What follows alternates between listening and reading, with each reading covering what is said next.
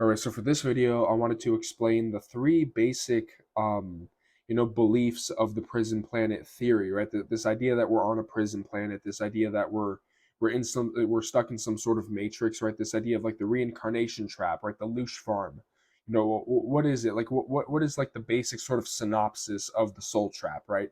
And there's three basic moving parts to the soul trap theory to the to the prison planet theory and which is basically the existence of non-human entities that are essentially antagonistic towards humanity. That's the first one.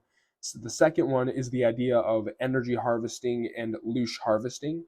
And the third, basic core tenet is the idea that reincarnation is a trap, right? So we'll start with the first one, which I think anyone who's mildly spiritual can agree with. Every ancient religion, every ancient culture talks about an anti-human, non-human, non-physical entity race that is essentially out to get us.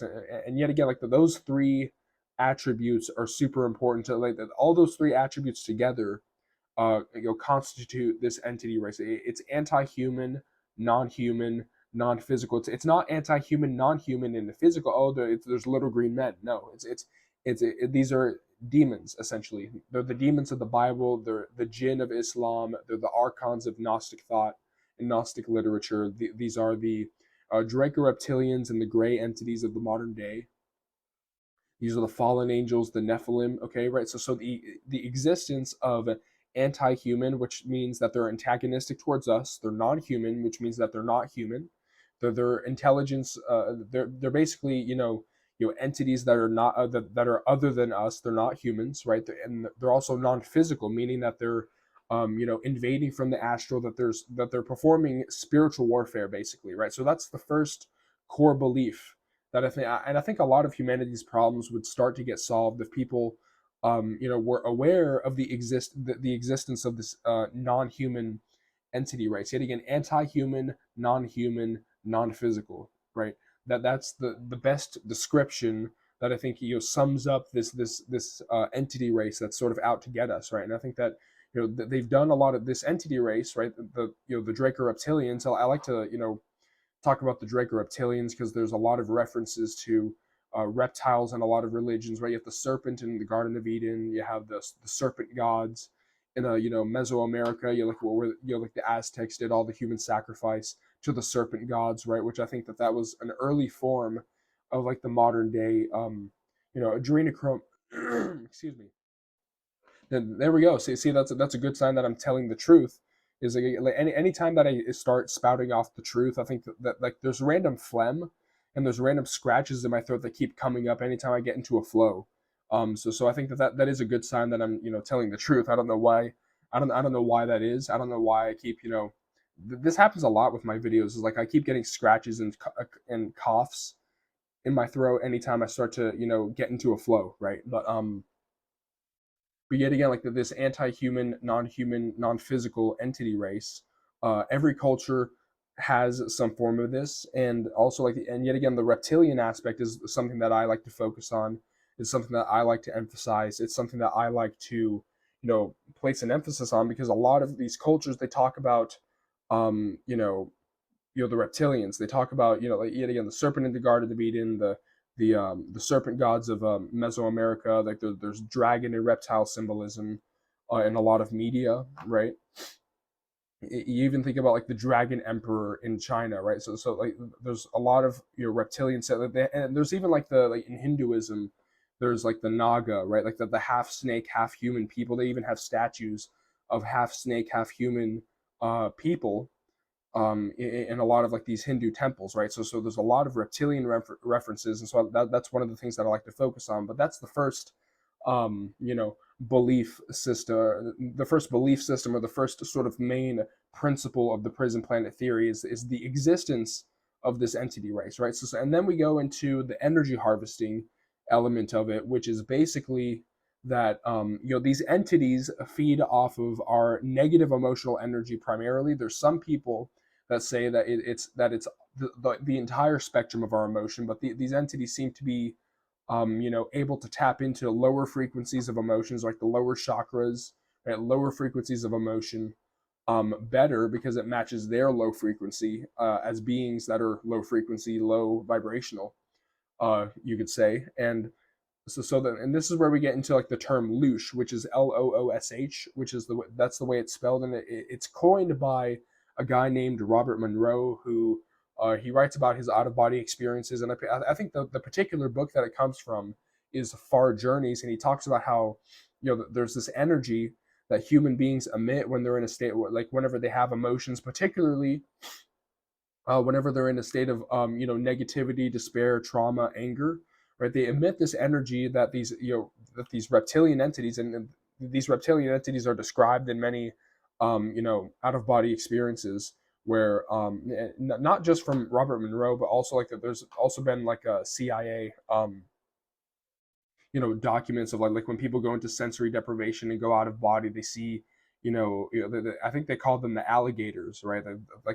They see these reptilian entities hooked up to the lower chakras of people, and like they feed off of the energy of the lower chakras, right? So that's the second main principle, or the second main tenet of the prison planet theory, is this idea that our energy, that our psychic energy, our emotional energy, is being harvested as a sort of crop, essentially, and that these entities are essentially, because of their parasitic nature, because of their disconnection from divinity, right?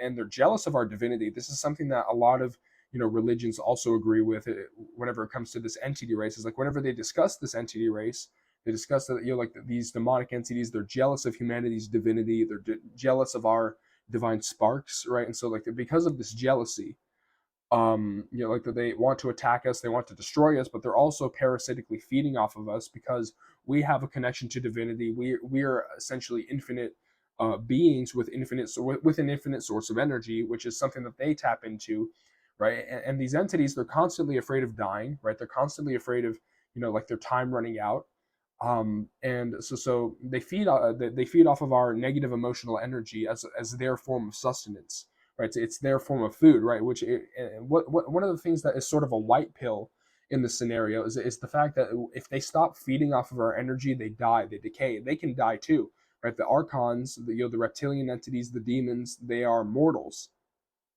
Okay, even though they put up this veneer of being immortal entities, they are in fact mortals, right? So but that is the second main principle of the prison planet theory, is the energy farming aspect of it, right? It's not only like that first pillar of the anti-human entity race, but there's that second pillar of the loosh farming, the energy harvesting, right? That these entities are feeding off of negative emotional energy as their form of sustenance, right? So that's the second main pillar here, right? And the third main pillar is where we get into the concept of reincarnation, which is this idea that basically reincarnation is a part of this energy harvesting operation. It's a part of this prison planet operation, right? And so whenever people die, people typically like the near death experiencers, right? They typically describe deceased loved ones, religious figures, right? But people who are like religious authority figures, right? Showing up and next to a tunnel of light, right? And then this is where we get into like the tunnel of light being a main sort of point of discussion when it comes to the prison planet theory, right? And so whenever you look at, excuse me, I'm gonna drink water real quick. My throat's getting scratchy, right? But going back to like the whole light tunnel and the whole like reincarnation thing, right? That this third principle basically states that reincarnation is a sort of trap, and that like all of the excuses that these religious authority figures make, right? Whenever it comes to karma, you have to pay back your karma, right? Like Earth is a school for learning lessons, right? You have to reincarnate because it's God's plan. You're here to develop your soul, right? That these are all lies essentially, and that the so-called deceased loved ones and the religious authority figures that show up next to that tunnel of light are actually these entities shapeshifting in appearance to pretend to be figures of authority, to pretend to be your spirit guides, your guardian angels, your ascended masters, your deceased loved ones. Um, and they use this position of fake authority to essentially coax you into the tunnel of light. And people describe a life review in the after they go into the light tunnel, where basically they're essentially guilt tripped with all the stuff, with all the bad stuff they did in their mortal life, right? And all of this guilt is used to guilt people into reincarnating, right? Because, oh man, I did all this bad stuff. And this is where we get into like the concept of karma being fake and gay. Okay, right? This new age idea of like karma, you have to pay back your karma. We're working off our karmic debt, right? That's a complete and total lie. It's a lie and a deception that these entities use in order to keep us on the energy farm, right? And whenever you start to look at these near-death experiences, it's very obvious that there's a certain desperation, right? So it's almost like they can't force us back, because if they could force us back, they wouldn't need to go through all the trouble of disguising themselves. They wouldn't need to go through all the trouble of disguising themselves as Jesus, Buddha, Krishna, ascended masters, your deceased loved ones, etc. But they wouldn't need to go through all this trouble if they truly had the power to force you back, which they don't, right? And right, so like there is like a sense of like desperation, of that they're sort of desperate for our ability to produce that energy that they feed off of, because yet again, these are mortal beings that they're living on borrowed time essentially, and they constantly have to feed off of our energy in order to avoid death. They're constantly afraid of dying. I, for example, need to keep refilling my water wheel or I'll power down forever.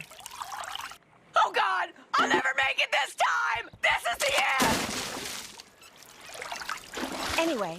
Right, but that reincarnation element is a very important thing. It's very important, and I talk about this a lot on this channel, which it's very important that you prepare yourself mentally and spiritually for whenever you leave the body, whenever you die, that you prepare yourself for this deception at the tunnel of light, that you prepare yourself for the shape shifting, entities that'll pretend to be your loved ones. And so there are some theories out there that state that some of these deceased loved ones, or some of these um, entities that they might actually just be AI projections essentially. So it might be a mixture of entities, but also AI projections that like they analyze the religious authority figures and the deceased loved ones that admired, that passed away, that they analyze this, and that there's some sort of computer system that generates these figures, so that you bow down, you give away your power, you give away your authority,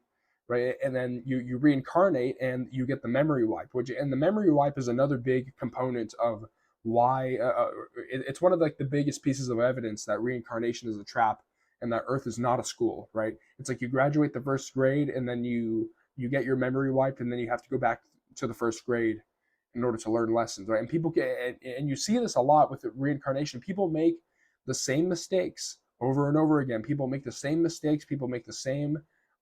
People go through the same traumas, right? And so there's no real advancement. And like this whole idea, Earth is a school.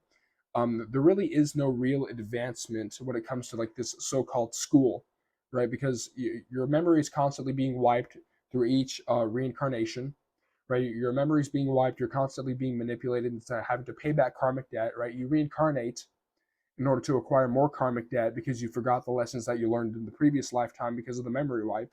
And then you acquire karma, you're guilt tripped by these reptilian entities into reincarnating and doing it all over again in order to generate loosh, right? And yet again, like this, like the magnitude of human suffering on this planet is not an accident, right? And even the existence of natural suffering, like animals like having to eat each other in order to survive. You look at like the ugliness of nature in its true form. People say, "Oh, nature's beautiful." Like that's only in the Disney movies. Okay, even nature has been distorted in some way in order to support this energy harvesting thing. But particularly the main focus of the energy harvesting seems to be human beings. Okay, the human beings seem to be the main focus of this energy harvesting stuff, right? But because yet again, like for some reason, these entities they're obsessed with us, right? They're obsessed with us, so algo, right? They're obsessed with us, and they hate us. They hate us, and they're jealous of us. They're jealous of our divinity, but so, somehow they're superior to us, right? Well, whatever. But yeah, like those are the three main pillars of the prison planet theory, right? The pillars of this idea of the soul trap, or this idea that this realm is a trap for the soul, right? You have number one, the existence of an anti-human, non-human, non-physical entity race that is out to get us. Number two, is the existence of energy harvesting, emotional energy harvesting, or AKA loosh harvesting, right? Which is how these entities survive. That's why this system is set up. Is that these entities feed off of our negative emotional energy, and this explains the suffering on this planet, right? And so that's a very important thing. Is you have the demonic entity race, and then you have the energy harvesting, which these demonic entities use in order to survive, right? And it's their survival mechanism, it's their sustenance, right? Which explains why everything in this planet seems to be designed to suck as much as possible, right? And then you get to the third thing, which is like this idea that reincarnation is a trap, and that you know the tunnel of light, your deceased loved ones showing up at the tunnel of light, with the religious authority figures, that this is also a deception to keep you on the prison planet, to keep you on the planet in order to generate loosh, in order to generate that emotional energy that they so desperately need, right? So those are the three main core components of the prison planet theory, right? And so I think that these three pieces of information, I think that, like, if more people knew about this, it would totally change humanity's perspective on, like, why there are so many problems in the world. Like, why is the human condition the way it is, right? So I know I've explained the soul trap in a video before, but I wanted to explain it in a sort of a new format, and just succinctly explain those three basic pillars, because I think that those are the three basic shorthand, easy to explain, like the main points of what the prison planet consists of, or yet again, like a demonic entity race that's out to get us, energy harvesting from that, or that's done by that demonic entity race, and the reincarnation elements of it being a trap to keep us on the farm, right? So yeah, but yeah, like, that's the prison planet explained. That's the video.